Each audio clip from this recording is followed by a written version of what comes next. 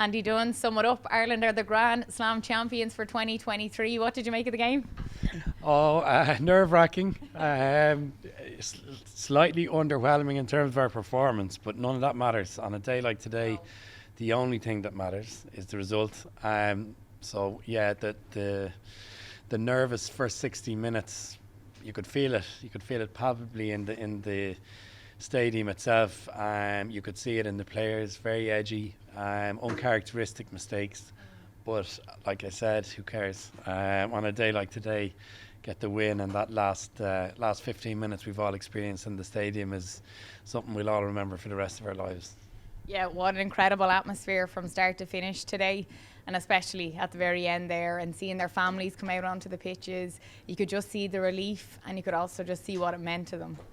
Yeah, they seem a thoroughly wholesome bunch. You know, they've worked hard. They've got a great attitude.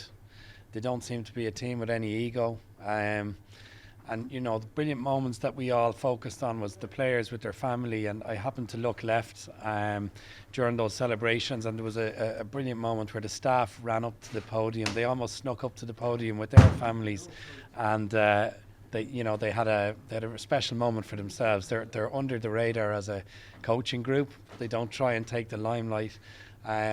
So overall, that whole group, the squad, the panel, the players, the management, fantastic. What an unbelievable team, and what a journey they're on. You know, it's unbelievable success so far, but it feels like it's just the start of something. Yeah, throughout the Six Nations, dare I say, they haven't fully clicked. What team fully clicks for 80 minutes at the top level? Very few. But I think even this group, you're probably talking in patches, 15, 20-minute patches throughout the Six Nations, some sublime rugby, but many areas where they feel they could improve. Today in particular, in the cold light of day, they'll probably look at it and say, right, a cup final type scenario, what could we have done better? And they will learn from many moments today. But it does feel different to the 2018 Grand Slam, very much. Different again to the 09. It's the third time in 15 odd years. So we've become a little more accustomed to that. It's not such a novelty.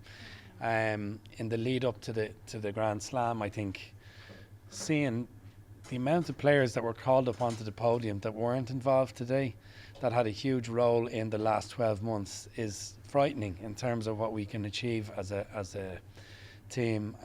You know, you'd Finlay Bealham called up, Gary Ringrose was injured today, you'd Ian Henderson in a cast, Ty Byrne, like hugely influential players that had no involvement today and in the last couple of weeks. So it's a squad that's deep, very deep in almost every position, and that I suppose is one of the key areas, I think, where we've got that sense that we're only on the road or the journey to something bigger. So hopefully that pans out as a reality. Yeah, because, you know, to go on and do something at the World Cup, I don't want to go on talking about the World Cup already when we've only won the Grand Slam, but you need that strength and depth. And as you said, seeing those players going up there, you know, collecting their medals that didn't have a part to play today, but they had a massive part to play in the Six Nations. And to win a Six Nations, it's not easy to do, but the way Ireland have done it and the fashion in which they have done it was so impressive. Yeah, I think a lot of the credit in this case needs to go to the management for building a squad, very consciously making decisions that were, you know, risky, deciding to play 5 games down in New Zealand instead of 3 tests. It's not something international teams have done, arguably not brave enough to do it in the last 10-15 years. You don't go down to New Zealand and ask for additional games. You generally go down there and say, look, let's try and do our best in the 3 games we've got. So to go in there and, you know, seek out additional matches to test the mettle of the group was a courageous move by Farrell and the management, and it's something I think that's come back hugely in their favour now. They get a sense of belief in the additional fringe players. You're now looking at an Ireland team that's won a Grand Slam, and any one of those lads who was called up onto the podium who wasn't involved, nobody in that stadium would have a doubt about them starting in a position for Ireland in a crucial game. I don't think anyone would have a question mark. That's a phenomenal progression in Irish squad rugby in 2018, we were probably an injury or two away from the team getting very disconnected and losing confidence. And even the likes of Sexton now, if he gets a knock and an injury, it doesn't shake us to the core anymore, and that's a huge plus. That's not disrespectful to Sexton or his contribution. It just shows that we've a team now that has shared responsibility and maturity to it that has come in that last 12 to 18 months. Yeah, and as you said, it comes down to the management and very much Andy Farrell and what he has done here.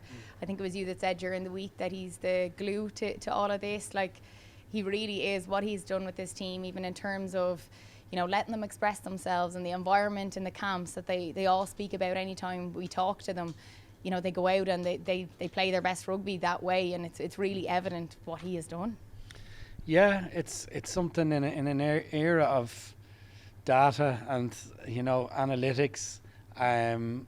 Everything is getting, there's a spotlight on almost every part of the play. You know, we can get stats at the click of a finger within 30 seconds at the end of the match and an apparent summary, but you can't get data for emotional intelligence, life experience, charisma, the ability to get the best out of another human being, and he has that in spades. I interviewed Mike Catt recently, and for someone who's a World Cup winner with 70 odd English caps to come out and just say, you know, with no sense of overstatement, he said we'd be lost without him. And you're talking about people like Paul O'Connell, John Fogarty, Simon Easterby, Mike Catt, quite an experienced senior playing group, all having that sentiment that one fella's coming in there and has completely transformed how we operate.